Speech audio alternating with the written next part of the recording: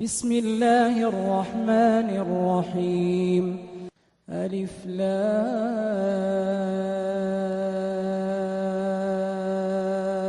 را، تلك آيات الكتاب المبين. إنا أنزلناه قرآنا عربيا لعلكم تعقلون. نحن نقص عليك أحسن القصص بما أوحينا إليك هذا القرآن وإن كنت من قبله لمن الغافلين. إذ قال يوسف لأبيه يا أبت إني رأيت 11 كوكبا والشمس والقمر رأيتهم لي ساجدين. قال يا بني لا تقصص رؤياك على إخوتك فيكيدوا لك كيدا إن الشيطان للإنسان عدو مبين.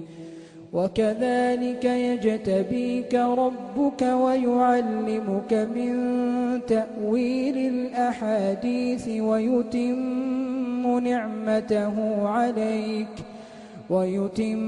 نعمته عليك وعلى آل يعقوب كما أتمها على أبويك من قبل إبراهيم وإسحاق إن ربك عليم حكيم. لقد كان في يوسف وإخوته آيات للسائلين إذ قالوا ليوسف وأخوه أحب إلى أبينا منا ونحن عصبة إن أبانا لفي ضلال مبين. اقتلوا يوسف أو اطرحوه أرضا يخل لكم وجه أبيكم وتكونوا من بعده قوما صالحين. قال قائل منهم لا تقتلوا يوسف وألقوه في غيابة الجب يلتقطه بعض السيارة إن كنتم فاعلين. قالوا يا أبانا ما لك لا تأمنا على يوسف وإنا له لناصحون أرسله معنا غدا يرتع ويلعب وإنا له لحافظون. قال إني ليحزنني أن تذهبوا به وأخاف أن يأكله الذئب وأنتم عنه غافلون. قالوا لئن أكله الذئب ونحن عصبة إنا إذا لخاسرون. فلما ذهبوا به وأجمعوا أن يجعلوه في غيابة الجب وأوحينا إليه لتنبئنهم بأمرهم هذا وهم لا يشعرون. وجاءوا أباهم عشاء يبكون. قالوا يا أبانا إنا ذهبنا نستبق وتركنا يوسف عند متاعنا فأكله الذئب وما أنت بمؤمن لنا ولو كنا صادقين. وجاءوا على قميصه بدم كذب قال بل سولت لكم أنفسكم أمرا فصبر جميل والله المستعان على ما تصفون. وجاءت سيارة فأرسلوا واردهم فأدلى دلوه قال يا بشرى هذا غلام وأسروه بضاعة والله عليم بما يعملون وشروه بثمن بخس دراهم معدودة وكانوا فيه من الزاهدين وقال الذي اشتراه من مصر لامرأته أكرمي مثواه عسى أن ينفعنا أو نتخذه ولدا وكذلك مكنا ليوسف في الأرض ولنعلمه من تأويل الأحاديث والله غالب على أمره ولكن أكثر الناس لا يعلمون ولما بلغ أشده آتيناه حكما وعلما وكذلك نجزي المحسنين وراودته التي هو في بيتها عن نفسه وغلقت الأبواب وقالت هيت لك قال معاذ الله إنه ربي أحسن مثواي إنه لا يفلح الظالمون ولقد همت به وهم بها لولا أن رأى برهان ربه كذلك لنصرف عنه السوء والفحشاء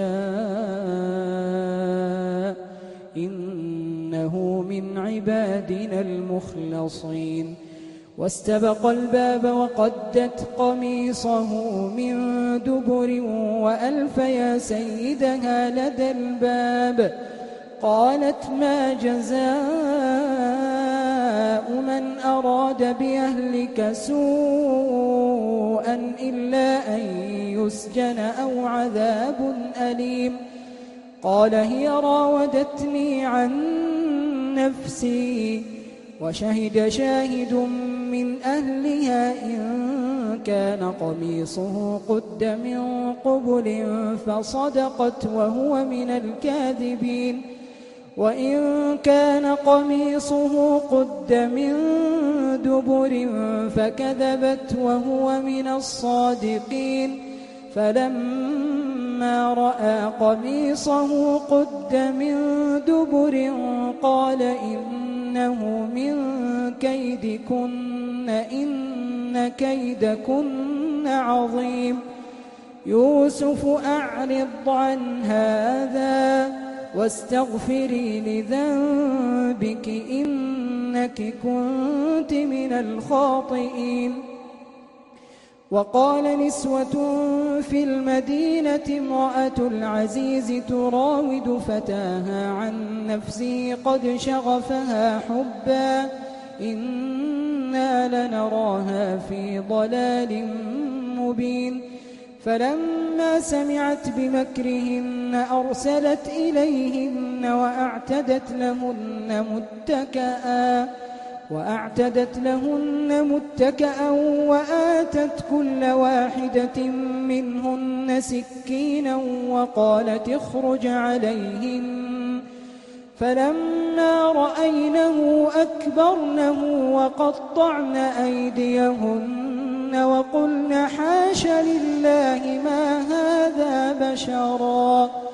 وقلن حاش لله ما هذا بشرا إن هذا إلا ملك كريم قالت فذلكن الذي لمتنني فيه ولقد راودته عن نفسه فاستعصم ولئن لم يفعل ما آمره ليسجنن وليكون من الصاغرين قال رب السجن أحب إلي مما يدعونني إليه وإلا تصرف عني كيدهن أصب إليهن وأكن من الجاهلين فاستجاب له ربه فصرف عنه كيدهن إنه هو السميع العليم ثم بدا لهم من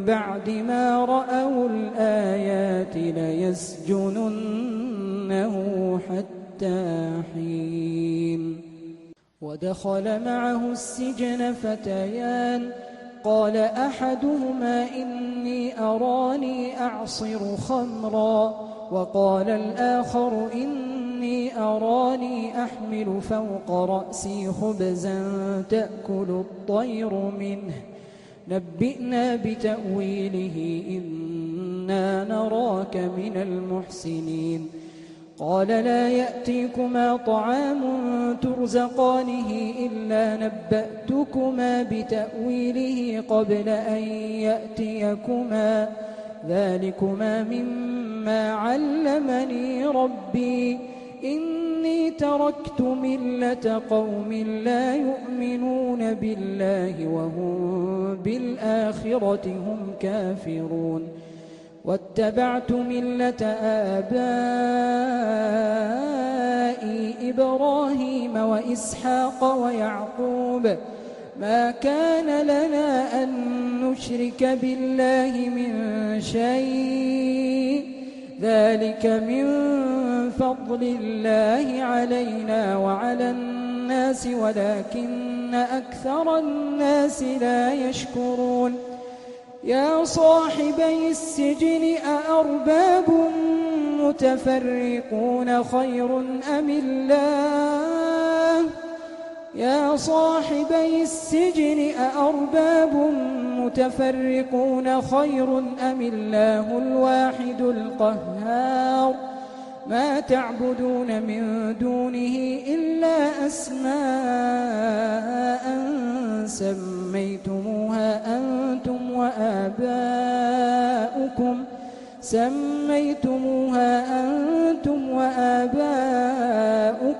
ما أنزل الله بها من سلطان إن الحكم إلا لله أمر ألا تعبدوا إلا إياه ذلك الدين القيم ولكن أكثر الناس لا يعلمون يا صاحبي السجن أما أحدكما فيسقي ربه خمرا وأما الآخر فيصلب فتأكل الطير من رأسه قضي الأمر الذي فيه تستفتيان وقال للذي ظن أنه ناج منهما اذكرني عند ربك فأنساه الشيطان ذكر ربه فلبث في السجن 10 سنين وقال الملك إني أرى 7 بقرات سمان يأكلهن 7 عجاف و7 سنبلات خضر وأخر يابسات يا أيها الملأ أفتوني في رؤياي إن كنتم للرؤيا تعبرون قالوا أضغاث أحلام وما نحن بتأويل الأحلام بعالمين وقال الذي نجا منهما وادكر بعد أمة أنا أنبئكم بتأويله فأرسلون يوسف أيها الصديق أفتنا في 7 بقرات سمان يأكلهن 7 عجاف و7 سنبلات خضر وأخر يابسات لعلي أرجع إلى الناس لعلهم يعلمون قال تزرعون 7 سنين دأبا فما حصدتم فذروه في سنبله إلا قليلا مما تأكلون ثم يأتي من بعد ذلك 7 شداد يأكلن ما قدمتم لهن إلا قليلا مما تحصنون ثم يأتي من بعد ذلك عام فيه يغاث الناس وفيه يعصرون وقال الملك ائتوني به. فلما جاءه الرسول قال ارجع إلى ربك فاسأله ما بال النسوة اللاتي قطعن أيديهن إن ربي بكيدهن عليم. قال ما خطبكن إذ راوتن يوسف عن نفسه قلنا حاش لله ما علمنا عليه من سوء. قالت امرأة العزيز الآن حصحص الحق أنا راودته عن نفسه وإنه لمن الصادقين. ذلك ليعلم أني لم أخنه بالغيب وأن الله لا يهدي كيد الخائنين. وما أبرئ نفسي إن النفس لأمارة بالسوء إلا ما رحم ربي إن ربي غفور رحيم. وقال الملك ائتوني به أستخلصه لنفسي. فلما كلمه قال إنك اليوم لدينا مكين أمين. قال اجعلني على خزائن الأرض إني حفيظ عليم. وكذلك مكنا ليوسف في الأرض يتبوأ منها حيث يشاء نصيب برحمتنا من نشاء ولا نضيع أجر المحسنين. ولأجر الآخرة خير للذين آمنوا وكانوا يتقون. وجاء إخوة يوسف فدخلوا عليه فعرفهم وهم له منكرون. ولما جهزهم بجهازهم قال ائتوني بأخ لكم من أبيكم ألا ترون أني أوفي الكيل وأنا خير المنزلين. فإن لم تأتوني به فلا كيل لكم عندي ولا تقربون. قالوا سنراود عنه أباه وإنا لفاعلون. وقال لفتيانه اجعلوا بضاعتهم في رحالهم لعلهم يعرفونها إذا انقلبوا إلى أهلهم لعلهم يرجعون. فلما رجعوا إلى أبيهم قالوا يا أبانا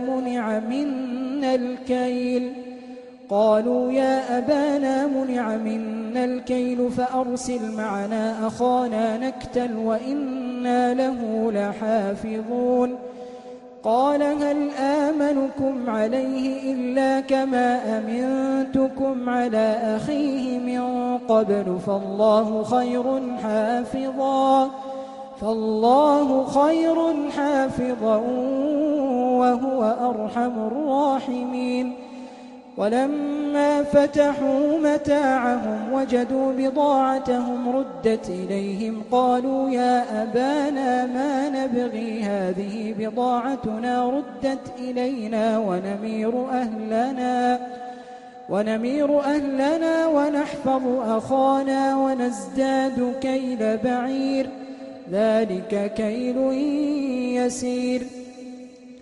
قال لن أرسله معكم حتى تؤتون موثقا من الله لتأتونني به إلا أن يحاط بكم. فلما آتوه موثقهم قال الله على ما نقول وكيل.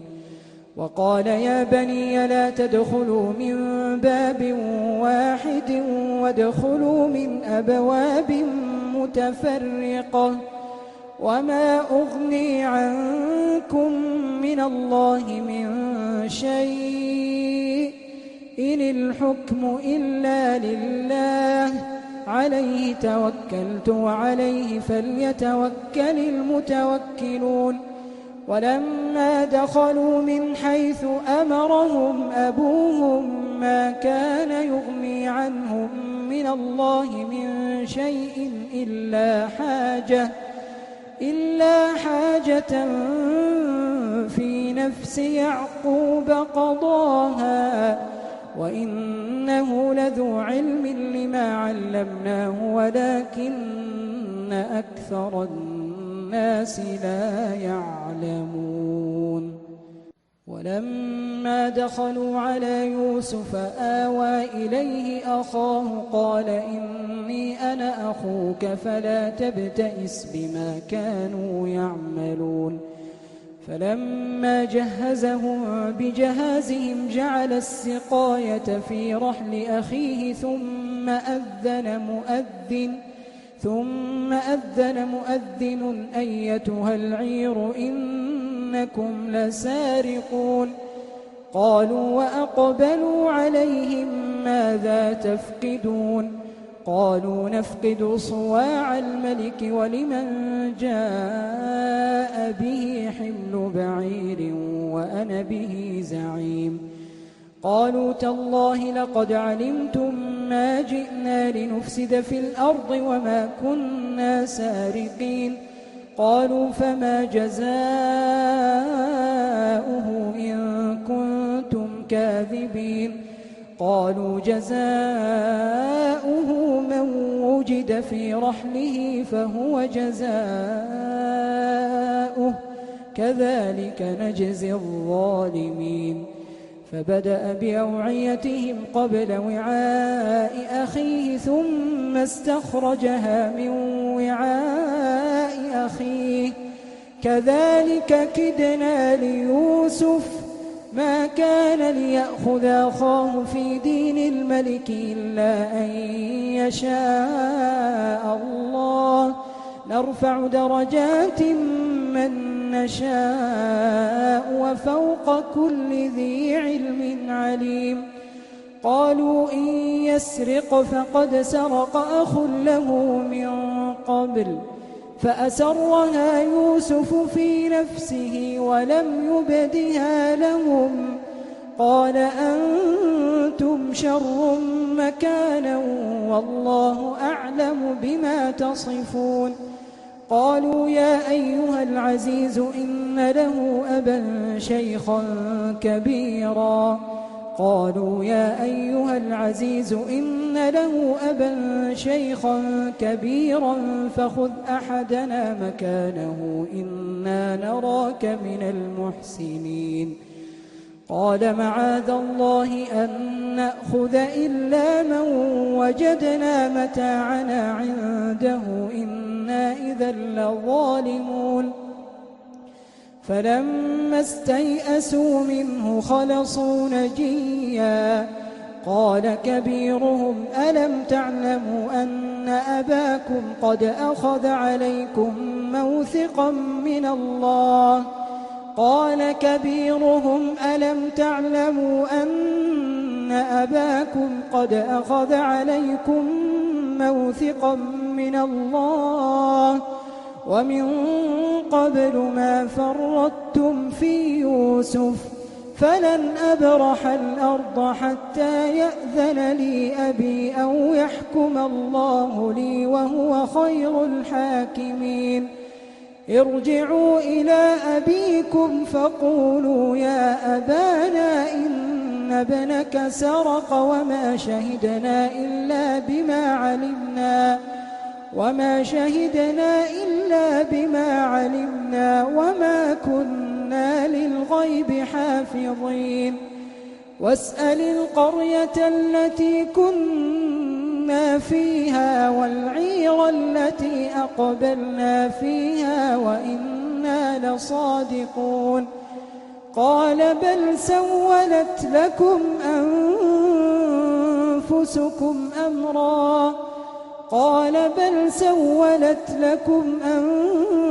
أنفسكم أمرا فصبر جميل فصبر جميل عسى الله أن يأتيني بهم جميعا إنه هو العليم الحكيم. وتولى عنهم وقال يا أسفا على يوسف وابيضت عيناه من الحزن فهو كظيم. قالوا تالله تفتأ تذكر يوسف حتى تكون حرضا أو تكون من الهالكين. قال إنما أشكو بثي وحزني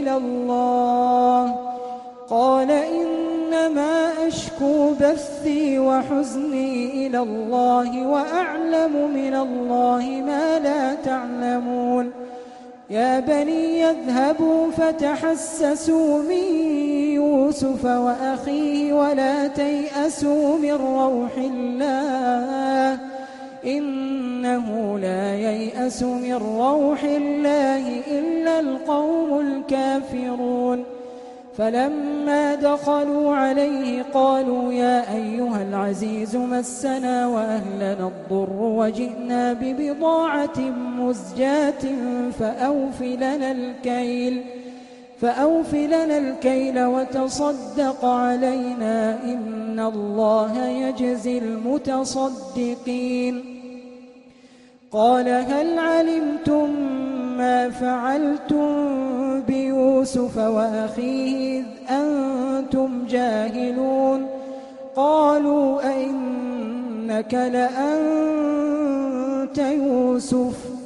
قال أنا يوسف وهذا أخي قد من الله علينا إنه من يتق ويصبر فإن الله لا يضيع أجر المحسنين. قالوا تالله لقد آثرك الله علينا وإن كنا لخاطئين. قال لا تثريب عليكم اليوم يغفر الله لكم وهو أرحم الراحمين. اذهبوا بقميصي هذا فألقوه على وجه أبي